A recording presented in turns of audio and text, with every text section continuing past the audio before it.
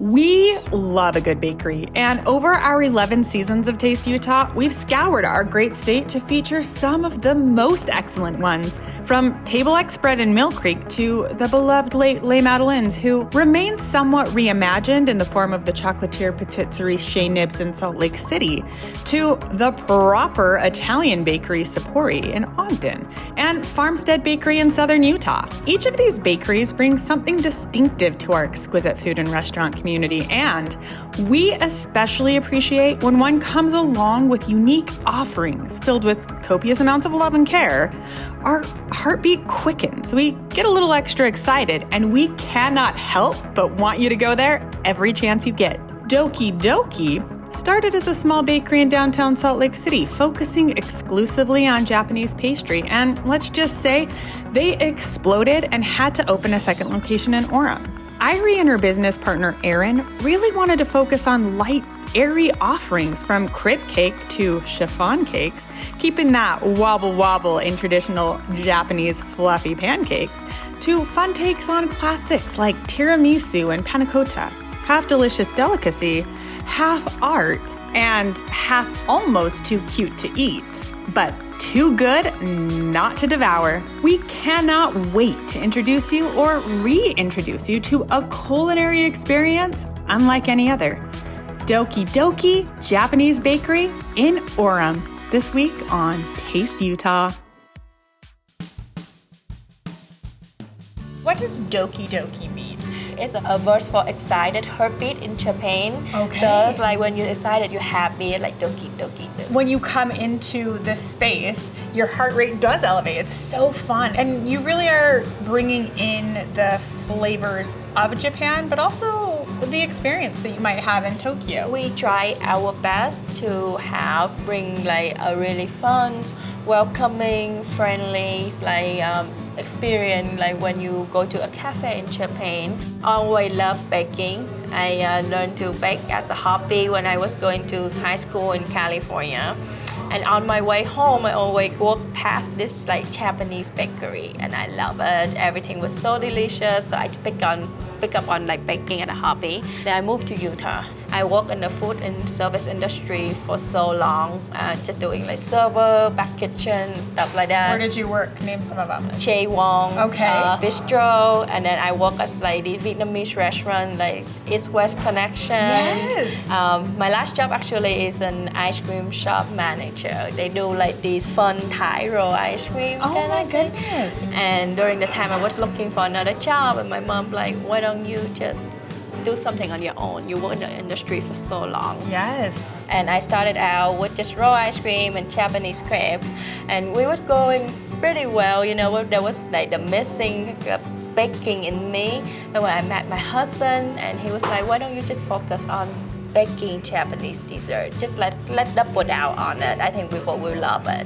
And I trusted him, so we did that. We turned Doki 180 degrees from an ice cream shop over to a Japanese dessert shop.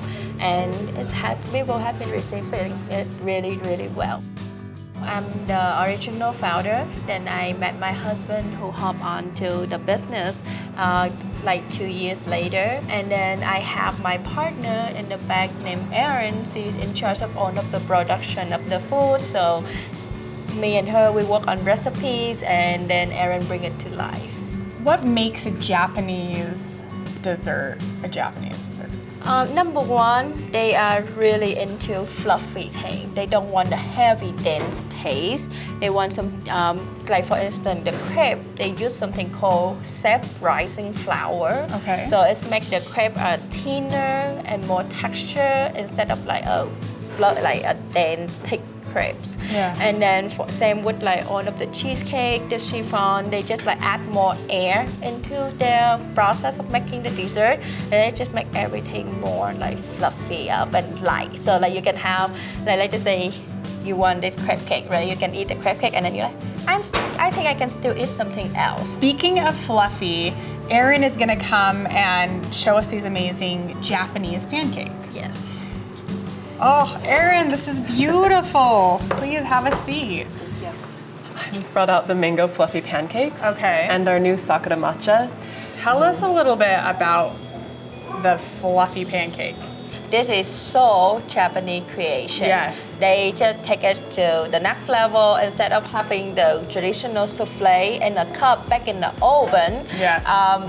They put it on a pan and cook it just like a pancake, and it somehow still preserve the texture of like pouciness, fluffy, and it take the world by the storm. Everywhere want it, and it's really funny because we take on to like when I say I want to bring fluffy pancake to Utah, I completely disregard that we on a 5,000 elevation.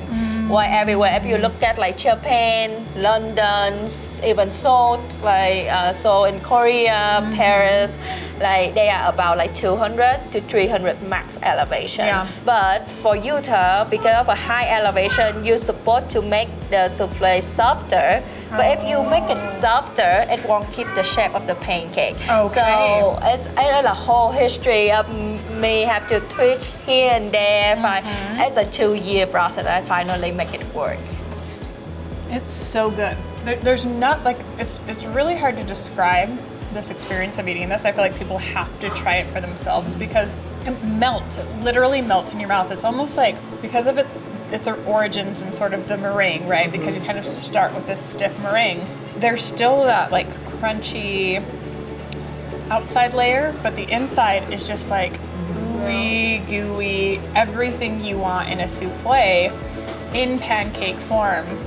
And when you first introduced these at Doki Doki, I mean, people couldn't get enough, right? Yeah, we have like a 2-3 hour wait when people walk in, and we like that's a 3-hour wait. And honestly, I was with like we were gonna walk out upset, you know. Yeah. And they're like, it's okay, we wait, and I'm like, okay. Yeah.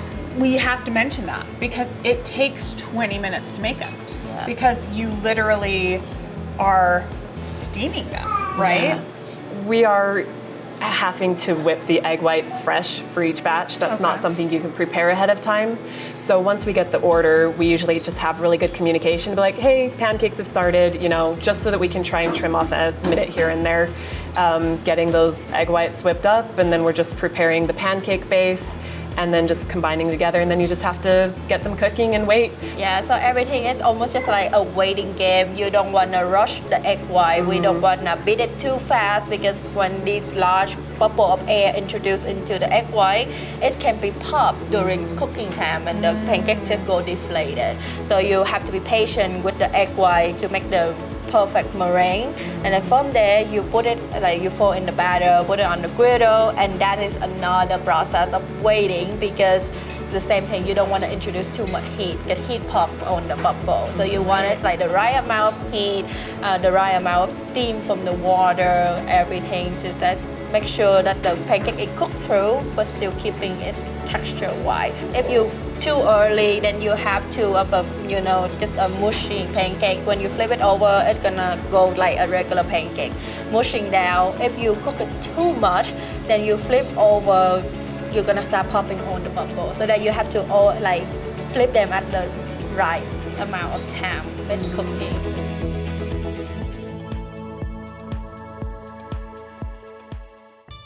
We're at Doki Doki in Orem, learning about the art of fluffy Japanese pancakes. They take 20 minutes to make because they're prepared a la minute, and I'm telling you, they are worth every second. When I think about Japan, I think about these immaculate, beautiful cherry blossoms that just bloom all over the country, and it's so special.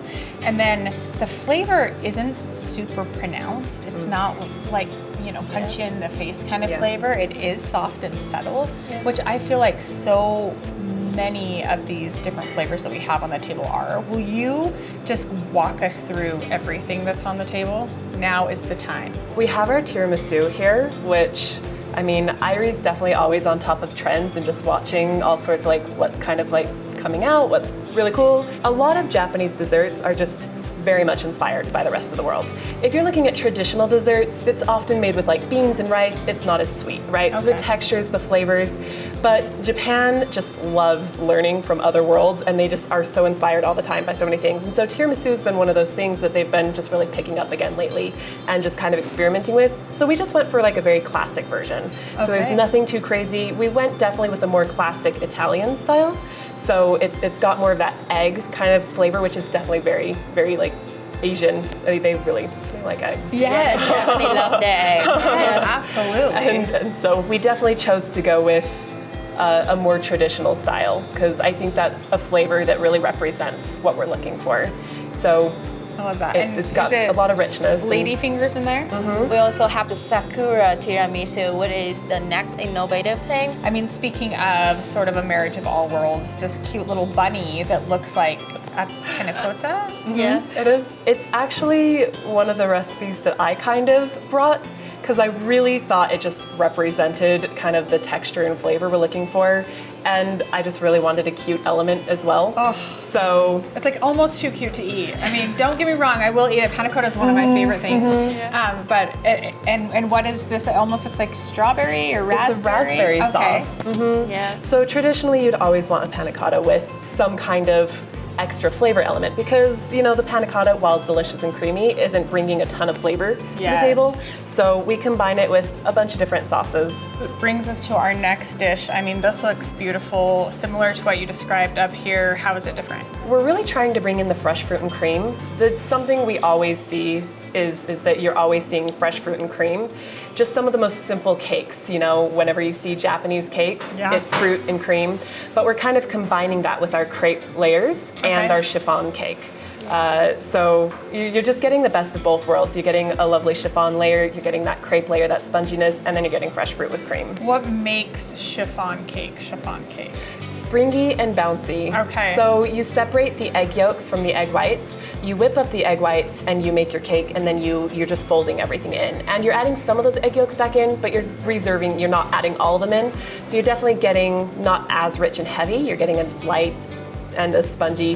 If you should be able to poke it and squeeze it, and it just pops back up. Yeah, like a spring. It's almost a cousin to fluffy pancakes, right? It's a more stable version of kind of what we're looking at with pancakes, where we're both folding those egg whites into both of these products. Like intention in every inch, right? Because even when we talk about the chiffon cake, it starts with that process, right? That process of building the fluffy egg whites. And that's what's so unique about Japanese pastry, is that though there is yolk, that white to yolk ratio, it's always greater on the white side because you're not using any other kind of leavening agent to build the volume and texture.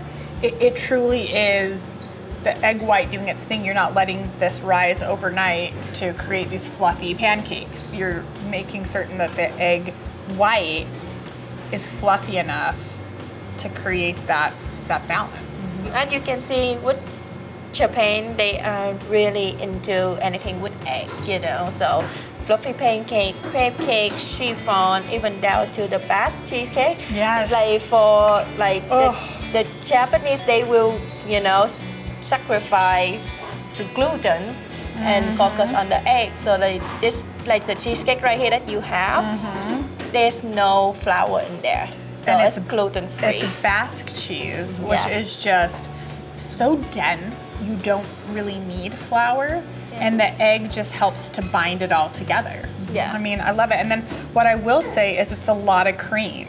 Yeah. Where are you getting it from? Tell me the cream story. We use two types of cream. One, they both heavy cream, but one on a 36% and one on more like 42%. And we just like a combination of that to bring out, you know, like you don't want it too dense. Like if you just use a 42, it's just too dense and you're gonna have a heavy taste of cream inside your tongue after you eat the dessert. But you don't want it too thin, and it cannot give you that creamy texture. So like Aaron come up with the idea like, hey, let's combine them, you know. So that's where we are today. That's so wise, and it really is a science, right? You have to be super precise about almost anything. And though you think, oh, like whipped cream is just whipped cream. No way. I've bought whipped cream before that wouldn't even whip up. Yeah. And I was just like, what did they do to this that it won't whip up? I lived in Sweden for a while, and the cream was so different. You could whip it up, and it would last for a few days without stabilizing. Our cream, we have to stabilize here. And so when you say stabilizing, let people know what that means. Yeah. And what are you adding to stabilize it if you So are? we use gelatin to stabilize Okay. it. We've been experimenting with a couple different options. You know, there's like cornstarch that's already been modified, so it's already been cooked and then broken back down. You have to activate cornstarch to get it to thicken, right? Yeah. And so there's that.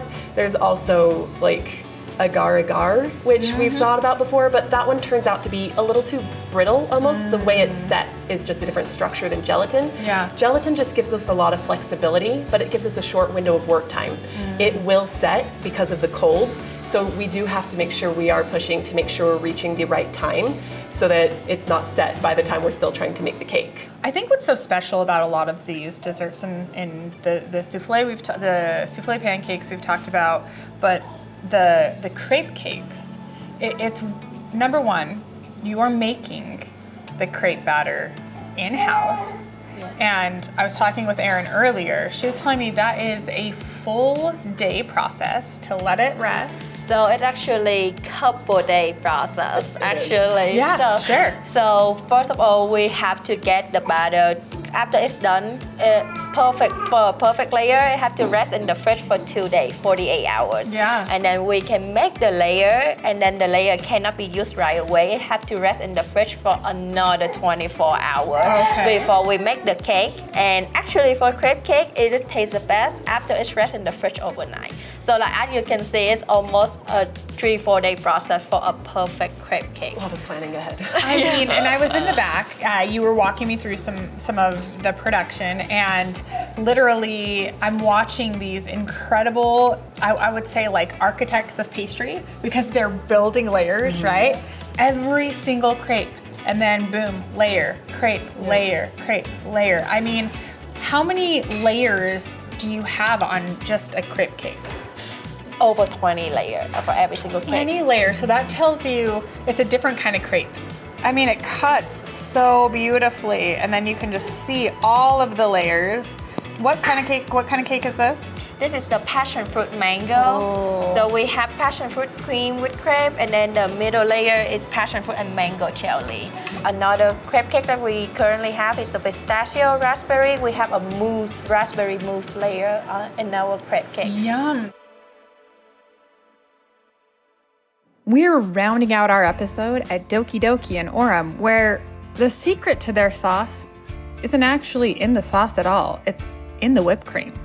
Here in Orem, this store is a storefront, but it's also sort of like a commissary kitchen. Like you're doing a lot of production. Tell us about that. Our Doki kitchen in Salt Lake is very small. Our space is like 900 square feet, and half of that is seating. I just never imagined my business would grow this way. So I'm like, that's good enough, and then it wasn't good enough. So we get Orem, and over here we just move our production down. We make everything fresh daily so that we can start shipping. Serve here, serve Doki in Salt Lake, and in any future location. I love it. So it really expands this initial dream of Doki, which was really your mom just saying, Irie, you have the talent and the skill, and the most important part, you have the passion. Go start something special. And you did, but it got to be so special that now, because of this location, you may be able to grow it. And who knows what will be in the future? What is your hope? What's your expectation? We hope to be able to bring Doki to closer to more people. So in a year, we hope to be having a location somewhere in Sandy, so more like in the middle, serve the community there. And we hope to be able to get our crepe cake, which is our staple, to more restaurants. Like right now, we have Yukiyama up on Park City, who is a high-end sushi restaurant that's serving our crepe cake as a dessert. I love Yukiyama. We actually featured them in one of our very first seasons. Yeah. I mean, they are so traditional up there too, which is so special, so you're able to supply to them. Yeah. You want to supply to more restaurants. Yes, we have a lot of good Japanese restaurants in the valley, but I get it, they are too focused on the food, which is amazing, you know. I just want to be there to support them with the dessert side. Like, hey, let's don't fail at dessert. At Doki, just like You know, you mentioned earlier about it's a whole experience. It's not just about food. It's not about like you come in, you get a dessert, pay, and then leave. Yeah. So I've been blessed with a really good community up on Salt Lake. You know, I make friends with a lot of customers, a lot of people coming by just to say hi. They bring us flowers and things like that. So that's what we want to do for Orem too, is creating a community down here. Yeah. It's like we can connect, you know, and we like, there's some customer that's like send me message on Instagram daily and like, I come across this dessert, I really want it. Can you guys make it happen? I'm like, let me see what I can do for you. So that's just like what I want to creating here through Doki. And Aaron, she's a people pleaser. Anyone just say please and she will make it happen. Oh, so you will work with customers to do sort of custom things. Yeah. We do. We have. There's been times before where someone asks for a particular thing and I'm just like, I actually haven't made that for a while. Let me try. Let me see if it's doable. Yeah. Just sometimes like custom orders. Sometimes people just want something elevated, so I'll just decorate things a little specially. We do want to, you know, try and learn new things as we go, and so sometimes people give us good inspiration, and we appreciate that. It's so special. This is one of my most favorite kinds of Taste Utah stories where, you know, President of Utah Restaurant Association always says that the restaurant industry is the industry of opportunity, that you can really move from dishwasher all the way up to executive chef. I've seen it, you know, and that the industry really opens its arms to you, and when you're doing things with intention and love, I mean, there's just no stopping you, and then you partner with good people and find allies, whether it's a husband or a business partner, and then you find a community and you become a space for people to connect because you were brave enough to offer something that you loved as well. Doki Doki is absolutely that amazing story. Cheers to you. And just thank you so much for joining us, for sharing your story, and for all the ways you contribute to Utah food. Thank you. Yes, of course.